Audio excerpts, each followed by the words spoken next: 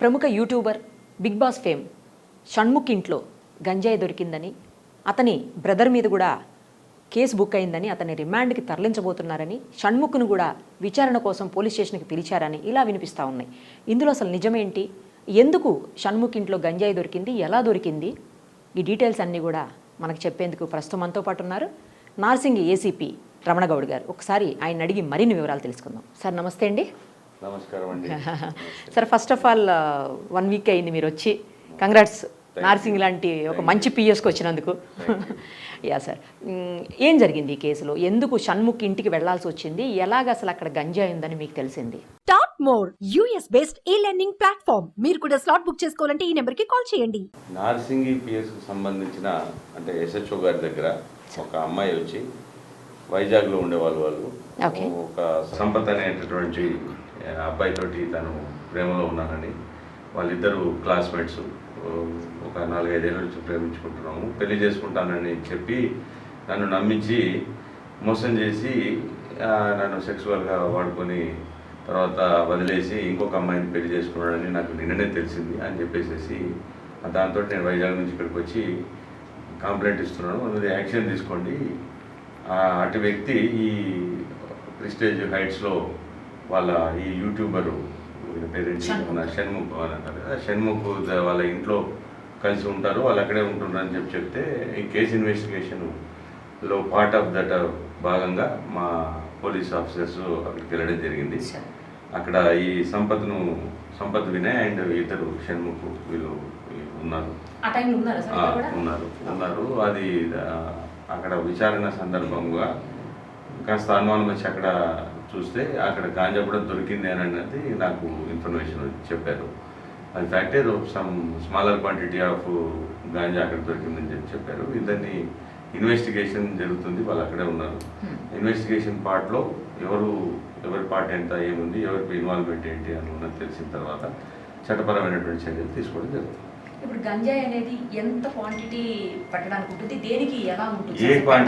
ఏ quantity కూడా పెట్టేందుకు ఉండదు, వాడేందుకు ఉండదు. Nothing like of 1 gram is allowed, 2 grams is allowed అన్నది కాదు. బట్ ఇక్కడ డిఫరెన్స్ ఏంటంటే స్మాలర్ క్వాంటిటీ అంటే ఇంటర్మీడియట్ క్వాంటిటీ, అంటే middle quantity and commercial quantity అనేది తేడా ఉంటుంది. కమర్షియల్ క్వాంటిటీ అఫెన్సెస్ వేరే ఉంటాయి సెక్షన్స్. స్మాలర్ క్వాంటిటీ అంటే consumable items quantity, consumable items ఉన్న దానికి లెసర్ ఉన్న సెక్షన్స్ ఉంటాయి. అంతే తప్ప ఇంత క్వాంటిటీ పెట్టాలనేది ఎక్కడ ఉండదు.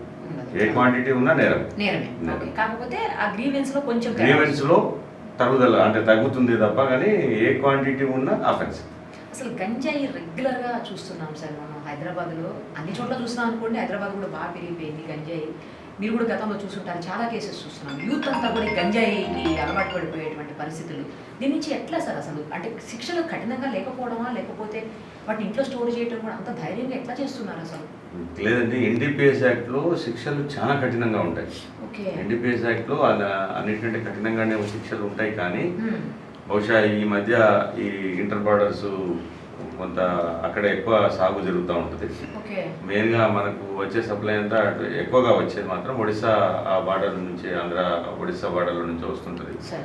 మరి ఏమైనా అంటే ఇంత శిక్షలు ఉన్న తర్వాత కూడా ఇంత జరుగుతుంది అని అంటే దాని గురించే గవర్నమెంట్స్ కూడా చాలా కఠినంగా దానికోసం సపరేట్గా యూనిట్స్ని అంటే ఏర్పాటు చేసి డీజీ లెవెల్ ఆఫీసర్స్ ఆధ్వర్యంలో వర్క్ నడుస్తుంది. కాబట్టి పక్కగా మా నమ్మకం ఏంటంటే త్వరలోనే ఇవి అరికట్టబడతాయని మేము ఆశిస్తాం.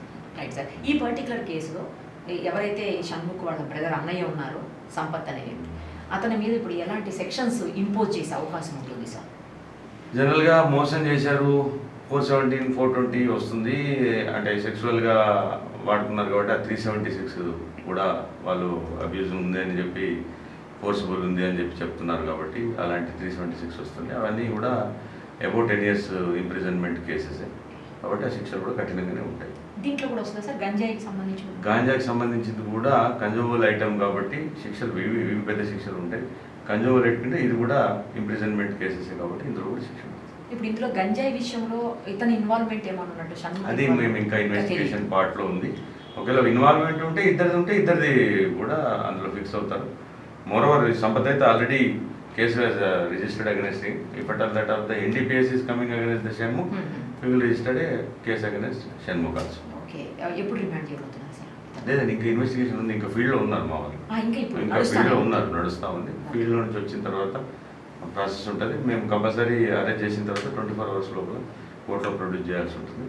7 years తక్కువ ఇంప్రిజన్మెంట్ ఉన్న కేసెస్ అయితే మేము 41 ఇవ్వాల్సిన ఉంటుంది కాబట్టి 41A నోటీస్ ఇచ్చి దాని గురించి మరి వెలాసిటీ ఏంటి అనేది ఇంకా ఇన్వెస్టిగేషన్లో ఉంది. అది ఎంత ఇంప్రిజన్మెంట్ అనే దాన్ని బట్టి డిసిషన్ తీసుకుంటాం.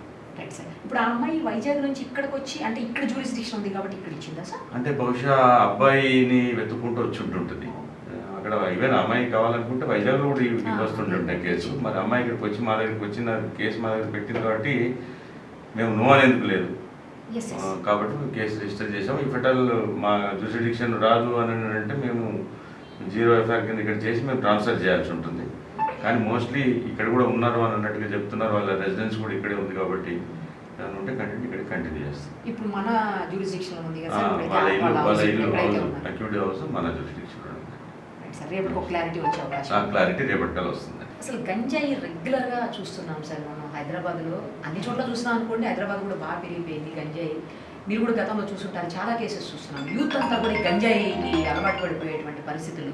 దీని నుంచి ఎట్లా సార్ అసలు? అంటే శిక్షలు కఠినంగా లేకపోవడమా, లేకపోతే వాటి ఇంట్లో స్టోర్ చేయడం కూడా అంత ధైర్యంగా ఎట్లా చేస్తున్నారు అసలు? లేదండి, NDPS యాక్ట్లో శిక్షలు చాలా కఠినంగా ఉంటాయి. NDPS యాక్ట్లో అన్నిటికంటే కఠినంగానే శిక్షలు ఉంటాయి. కానీ బహుశా ఈ మధ్య ఈ ఇంటర్ బార్డర్స్ కొంత అక్కడ ఎక్కువ సాగు జరుగుతూ ఉంటుంది. మెయిన్గా మనకు వచ్చే సప్లై అంతా ఎక్కువగా వచ్చేది మాత్రం ఒడిశా ఆ బార్డర్ నుంచి, ఆంధ్ర ఒడిశా బార్డర్ల నుంచి వస్తుంటుంది. మరి ఏమైనా అంటే ఇంత శిక్షలు ఉన్న తర్వాత కూడా ఇంత జరుగుతుంది అని అంటే దాని గురించే గవర్నమెంట్స్ కూడా చాలా కఠినంగా దానికోసం సపరేట్గా యూనిట్స్ని అంటే ఏర్పాటు చేసి డీజీ లెవెల్ ఆఫీసర్స్ ఆధ్వర్యంలో వర్క్ నడుస్తుంది. కాబట్టి పక్కగా మా నమ్మకం ఏంటంటే త్వరలోనే ఇవి అరికట్టబడతాయని మేము ఆశిస్తాం. Right sir. ఈ పర్టికులర్ కేసులో ఎవరైతే షణ్ముఖ్ వాళ్ళ బ్రదర్ అన్నయ్య ఉన్నారో సంపత్ అనే వ్యక్తి, అతని మీద ఇప్పుడు ఎలాంటి సెక్షన్స్ ఇంపోజ్ చేసే అవకాశం ఉంటుంది సార్? జనరల్గా మోసం చేశారు 417, 420 వస్తుంది. అంటే సెక్సువల్గా వాడుకున్నారు కాబట్టి ఆ 376 కూడా వాళ్ళు అబ్యూజ్ ఉంది అని చెప్పి, ఫోర్స్ఫుల్ ఉంది అని చెప్పి చెప్తున్నారు కాబట్టి అలాంటి 376 వస్తుంది. అవన్నీ కూడా అబౌట్ 10 years ఇంప్రిజన్మెంట్ కేసెస్ కాబట్టి ఆ శిక్షలు కూడా కఠినంగానే ఉంటాయి. దీంట్లో కూడా వస్తుంది సార్ గంజాయికి సంబంధించి? గాంజాకి సంబంధించింది కూడా కన్జ్యూమబుల్ ఐటమ్ కాబట్టి శిక్షలు ఇవి పెద్ద శిక్షలు ఉంటాయి. కన్జ్యూమబుల్ ఐటమ్ ఇది కూడా ఇంప్రిజన్మెంట్ కేసెస్ కాబట్టి ఇందులో కూడా శిక్ష ఉంటుంది. ఇప్పుడు ఇందులో గంజాయి విషయంలో ఇతని ఇన్వాల్వ్మెంట్ ఏమన్నా ఉన్నట్టు? అది మేము ఇంకా ఇన్వెస్టిగేషన్ పార్ట్లో ఉంది. ఒకవేళ ఇన్వాల్వ్మెంట్ ఉంటే ఇద్దరిది కూడా అందులో ఫిక్స్ అవుతారు. మోరోవర్ సంపత్ అయితే ఆల్రెడీ కేసు రిజిస్టర్డ్ అగైనెస్ట్ ఇఫెటల్ that of the NDPS is coming against the Shanmukh, we will register a case against Shanmukh also. Okay, ఎప్పుడు రిమాండ్ చేయబోతున్నారు సార్? లేదండి, ఇంకా ఇన్వెస్టిగేషన్ ఉంది, ఇంకా ఫీల్డ్లో ఉన్నారు మా వాళ్ళు, ఇంకా ఫీల్డ్లో ఉన్నారు, నడుస్తూ ఉంది. ఫీల్డ్లో నుంచి వచ్చిన తర్వాత ప్రాసెస్ ఉంటుంది. మేము కంపల్సరీ అరెస్ట్ చేసిన తర్వాత 24 hours లోపల కోర్టులో ప్రొడ్యూస్ చేయాల్సి ఉంటుంది.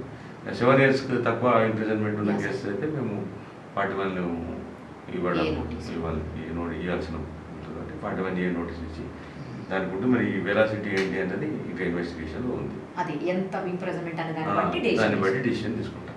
Right sir. ఇప్పుడు ఆ అమ్మాయి వైజాగ్ నుంచి ఇక్కడికి వచ్చి అంటే ఇక్కడ జ్యూరిస్డిక్షన్ ఉంది కాబట్టి ఇక్కడ ఇచ్చిందా సార్? అంటే బహుశా అబ్బాయిని వెతుక్కుంటూ వచ్చి ఉంటుంటుంది. అక్కడ ఈవెన్ అమ్మాయి కావాలనుకుంటే వైజాగ్లో కూడా వస్తుంటుంటాయి కేసు. మరి అమ్మాయి ఇక్కడికి వచ్చి మా దగ్గరికి వచ్చిన కేసు మా దగ్గర పెట్టింది కాబట్టి మేము నో అనేందుకు లేదు. కాబట్టి మేము కేసు రిజిస్టర్ చేసాము. ఈ ఫెటల్ మా జ్యూరిస్డిక్షన్ రాదు అని అంటే మేము 0 FIR కింద ఇక్కడ చేసి మేము ట్రాన్స్ఫర్ చేయాల్సి ఉంటుంది. కానీ మోస్ట్లీ ఇక్కడ కూడా ఉన్నారు అని అన్నట్టుగా చెప్తున్నారు. వాళ్ళ రెసిడెన్స్ కూడా ఇక్కడే ఉంది కాబట్టి దాని ఉంటే ఇక్కడ కంటిన్యూ చేస్తాం. ఇప్పుడు మన జ్యూరిస్డిక్షన్ ఉంది కదా వాళ్ళ ఇల్లు అక్యూడ్ హౌస్ మన జ్యూరిస్డిక్షన్ ఉంది. రేపటికి ఒక క్లారిటీ వచ్చే అవకాశం, క్లారిటీ రేపటికల్ వస్తుందండి. Thank you sir. Thank you so much. Thank you.